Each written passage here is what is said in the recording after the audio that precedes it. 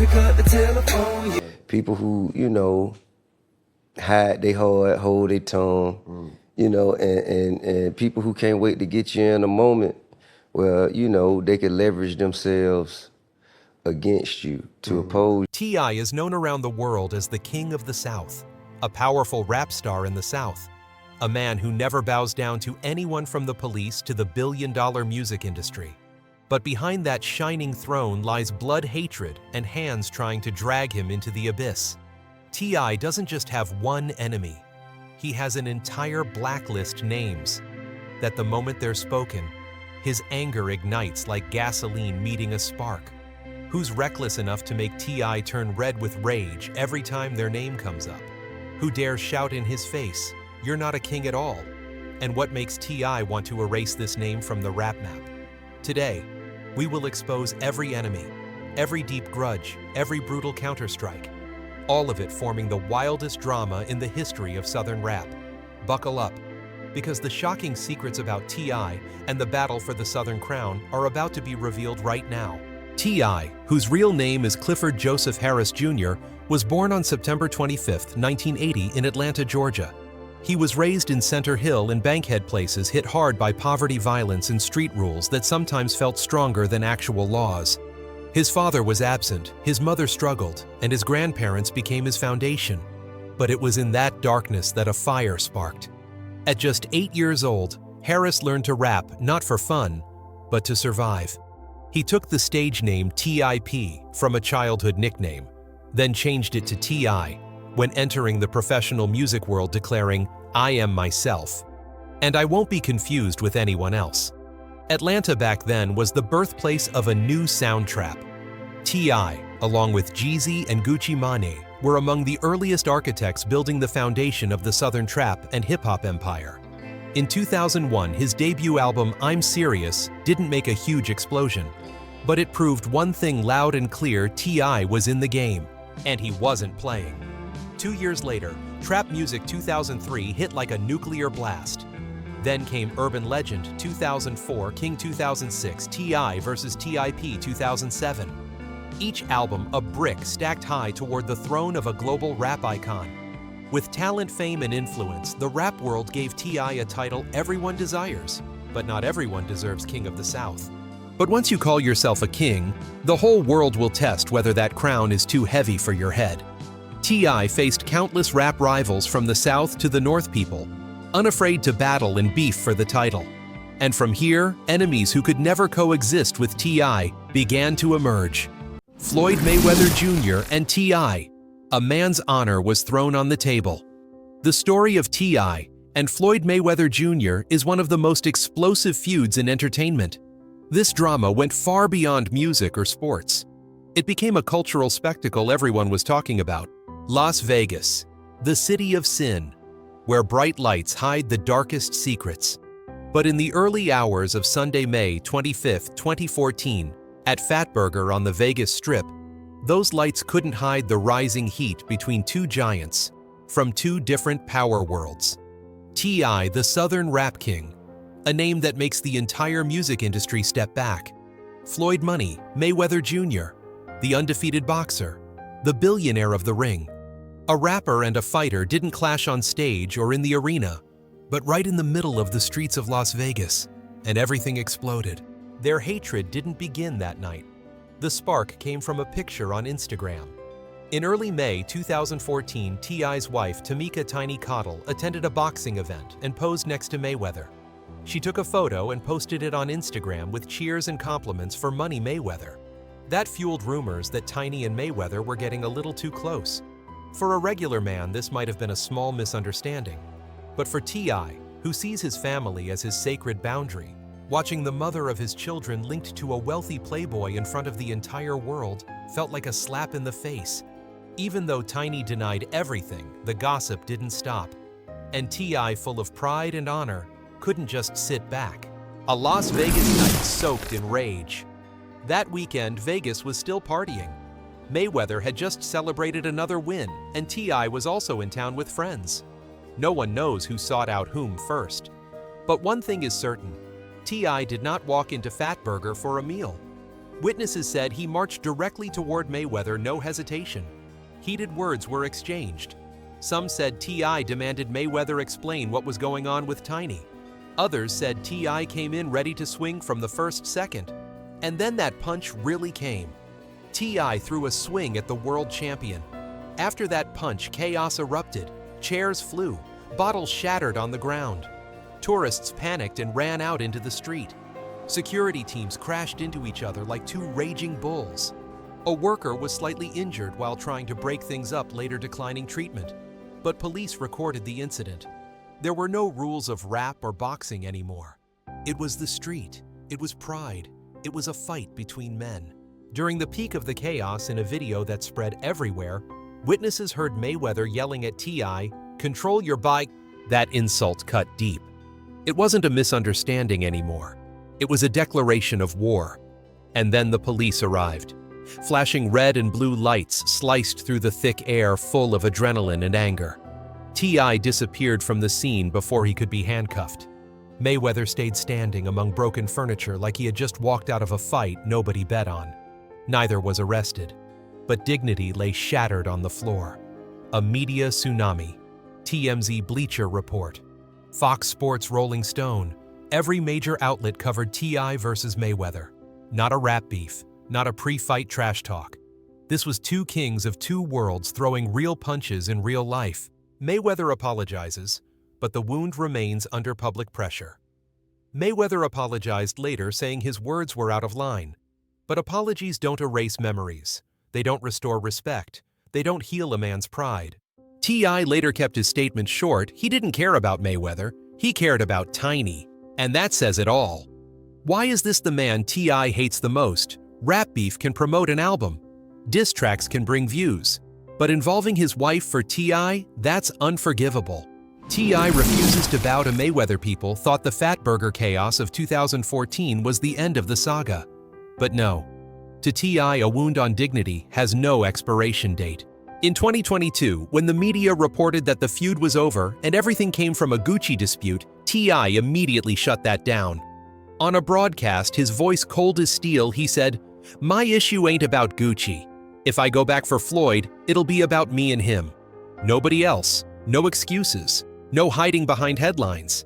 T.I. made it clear there was a pact between two grown men, and Mayweather broke it. And it didn't stop there. In 2016, T.I. once again called out Floyd after Mayweather made controversial remarks about a social movement.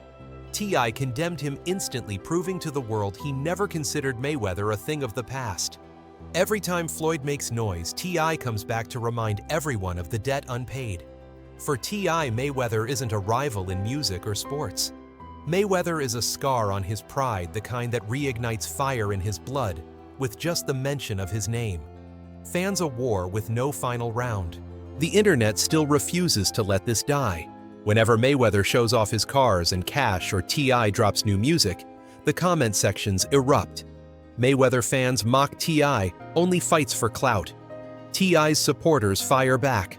Floyd disrespected a man's family first. On Reddit and hip-hop forums, people still recount that 2014 brawl moment by moment. Floyd yelled something, and T.I. came in with the first hit. Every year the story resurfaces like a street legend. Who was right? Who was wrong? If it were you, whose side would you take? This story will never truly end. That punch in the middle of Las Vegas. It felt like the peak of T.I.'s real-life battles. But it wasn't. That was only the opening chapter. Because the most brutal fights don't happen under bright arena lights. They happen on the streets of Atlanta, where pride is measured in blood and territory. Shawty Lo A. Bloody Street War for the honor of Atlanta. In 2007, 2008, Atlanta became the battlefield of Southern rap. At that time, T.I. sat firmly on the throne, calling himself the King of the South, a declaration that made the entire nation pay attention. But Shawty Lo wasn't having it. He claimed, "You can't represent Atlanta if you're not really from Bankhead." Bankhead, a place defined by poverty and violence, where the streets are the rule of survival. Shawty Lo was born there. He believed only someone from Bankhead had the right to be king of Atlanta. And just like that, two kings, one city, one throne. There was only room for one ruler, Everything exploded when Shawty Lo released the hit Day No. In the song, he took subtle shots at T.I. and his people, implying that T.I. wasn't truly street like he claimed. For T.I., a man who values his respect and image above all else, that was an unforgivable insult. T.I. fired back immediately with a far more aggressive diss track, What Up, What's Happenin'. In that song, T.I. openly mocked Shawty Lo, threw shade at his neighborhood, and even issued threats. What made this feud scarier and more intense than any other rap battle was how it escalated into real violence. Both sides were face-to-face all over Atlanta. T.I. didn't just rap. He appeared in videos openly calling out Shawty Lo and his crew. The conflict became bigger than the artists. It turned into a turf war between two real forces in Atlanta. Car chases through the night streets, clubs and events turning into danger zones. Wherever T.I. showed up, Shawty Lo's people arrived to stir things up. This wasn't music anymore. This was blood territory and power. Both sides had armies behind them. One tiny spark could have plunged the entire city into chaos. The Dirty Awards brawl. The peak of this tension hit at the Dirty Awards in November 2008. Both were present, and the tension was boiling. Things escalated when Shawty Lo performed a remix of Ain't I by Young L.A., an artist under T.I.'s Grand Hustle. Lo flipped the lyrics into an attack aimed directly at T.I. and his crew. That was the fuse. A Grand Hustle member named Alpha Mega threw a chair toward the stage. Instantly, Big Country King and Young L.A., also from Grand Hustle, rushed forward, and a massive brawl broke out between the two groups. Panic erupted. People ran for safety. The event was shut down. Police were forced to intervene and even used pepper spray to stop things from escalating into gunfire. Reports later mentioned shooting incidents involving individuals tied to both sides during this period. No major casualties were reported, but the incident revealed how dangerous and real the feud had become. This wasn't just a rap beef anymore. It was a street war brought onto a major stage. The clash at the Dirty Awards created a level of drama that terrified fans for the safety of both artists. Both sides started to realize that if this continued, blood would spill. The community would suffer. Under pressure from the media police and the music industry, T.I. and Shawty Lo eventually made a public truce. They shook hands for cameras, with forced smiles, their eyes still burning. T.I. said, "We're doing this for Atlanta." Shawty Lo nodded, but the throne in Atlanta still had only one seat, and the question, who is the real king, remained hanging in the air. The battle between T.I. and Shawty Lo will forever be etched into Southern hip-hop history as a war for respect, a war for turf, a war to survive. If Shawty Lo made T.I. furious by challenging his territory, then 50 Cent made T.I. hate him for attacking his pride. One fights with fists, the other fights with a tongue sharp enough to kill without a blade. And this clash, it has never truly ended. 50 Cent, a mouth so sharp it made T.I. want to smash the TV. New York and Atlanta have long had a hidden rivalry in rap. On one side, 50 Cent, a man who survived 9 bullets, proudly representing the East Coast. On the other, T.I., the self-proclaimed king of the South, ruling the South with trap and street cred. Two egos that massive were bound to collide sooner or later. Everything started with T.I.'s 2007 gun case. Police caught him trying to buy illegal weapons enough to equip a mini army. T.I. was dragged into a media storm facing heavy prison time. And that was when 50 Cent jumped in.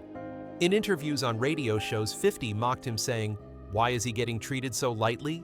How did he get out so fast?" Those weren't clever punchlines or playful disses on a beat. They were provocations loaded with smoke and street danger. Those words might sound like jokes, but they hit the pain points, a man's pride, street honor, and the glow of King of the South. T.I. was furious. But at that time, facing multiple charges, he couldn't hit back hard, only saying, "I don't have time to care what 50 Cent says." On the outside, he stayed calm. Inside, fire raging. By 2020, the flames turned into an ocean. And perfectly on time in 2020, when live-stream rap battles were trending, T.I. challenged 50 pick a date, East Coast versus South, showdown. 50 laughed with pure arrogance along with memes mocking T.I. as old and washed up. Fans instantly split into sides, the East Coast raising G-Unit for life, the South responding. The King of the South still stands. Every status, every comment, every like became a silent punch, a war without bullets.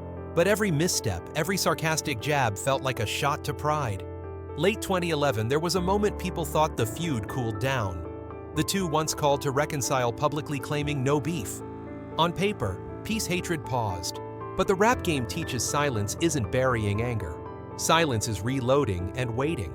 And that moment waited in every lyric, every interview, every stare on the red carpet. Even when they crossed paths on the carpet, they kept cold looks, serious frowns. No handshake, never looking too long at each other. 50 Cent was bold, sharp, unwilling to back down. T.I. stayed quiet, firm, protecting the Southern throne. Both were clear they were not on the same team. They represented different rap cultures, different regions, different prides, and the global rap scene. They treated every word from 50 or T.I. like a ticking bomb. Who believes who benefits? No one knows. But one thing is certain, all eyes were locked on them, but neither kneeled. 50 Cent didn't need a show because his spotlight never goes out. T.I. didn't need to defend himself because the Southern crown would not be shaken. And this clash was far from over. Any status, any track, any live stream could be the opening punch. But that still wasn't the most brutal battle, because if others wanted to push T.I. down, there was one man who wanted to steal the Trap King throne while he was still sitting on it. The eternal rivalry, T.I. Gucci Mane, and the war for the Trap Crown Gucci Mane. He is not like any of T.I.'s other rivals. He came from the darkest neighborhoods of Atlanta, where trap isn't music, it is survival. A man born from abandoned houses, raised in the drug game, and writing music with the bloody voice of the streets. A man with pure trap spirit, raw and unstoppable. And when two men like that live in the same city chasing the same crown, one thing is certain, a war will come.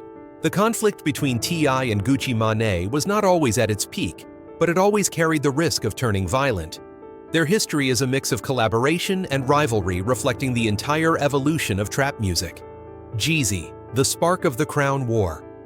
If T.I. and Gucci Mane were two hunters stalking each other in the shadows of Atlanta, then Jeezy was the gunshot that shattered the silence. Jeezy, a heavyweight name in trap. A man who could shout the pain of the streets onto billboard charts, bringing trap from dark corners to national TV. But the stronger the power, the deeper the hatred. Between Gucci and Jeezy, there was a feud that once exploded into real gunfire. Real blood spilled on real pavement. It was no longer beef. It was no longer diss tracks. It was hatred. In that situation, T.I. teamed up with Jeezy. No need to say it out loud, that automatically turned T.I. into an ally of Gucci Mane's enemy. And in street logic, the ally of your enemy is your new enemy. Gucci Mane is not someone who suffers in silence. If he doesn't like you, he says it. If he feels disrespected, he fights. Around 2012, Gucci went on Twitter to announce no disrespect to Clay, but if Tip want to get into it, he can. The wording might look polite, but anyone who knows Atlanta culture understood that was a call to war, a way of saying don't step in unless you're ready for the heat. T.I. at that time stepped aside. No panic, no arguing, no diss in return. T.I. said he was focused on million-dollar business moves instead of small conflicts. T.I. didn't respond to Gucci with diss tracks. He responded with money and status, becoming a movie star, a millionaire businessman, a trap king recognized nationwide. But that silence was only temporary. The public battle. Who is the father of trap music? After a period of calm, the feud exploded once again in a public and intense way, centered around one core question: who truly invented trap music? T.I. has always taken pride in being the pioneer who named the genre with his 2003 album Trap Music. He often posted screenshots of the album's Wikipedia page to prove his point. Meanwhile, Gucci Mane, who released his debut album Trap House in 2005, also claimed he had major influence on the genre, focusing even more on the trap house lifestyle in his lyrics. This debate led to a fiery social media clash in 2018. T.I. compared their differences to characters from the series The Wire, calling himself Stringer Bell, the Visionary. Gucci was Avon Barksdale, living for the now igniting a lively debate among rap heads. Despite their complicated history and decades of back-and-forth T.I. and Gucci, Mane made history when they officially reconciled. In October 2023, at a concert in Atlanta, celebrating Gucci Mane's new album, Breath of Fresh Air, Gucci created a shocking moment. He suddenly invited T.I. on stage. The two performed together, shook hands to roaring cheers with T.I., expressing love and respect toward Gucci. This reconciliation, which T.I. later admitted should have happened sooner, not only ended their personal feud, but carried great meaning for the entire trap genre. It showed their growth, overcoming old conflicts to celebrate the shared legacy of Atlanta trap.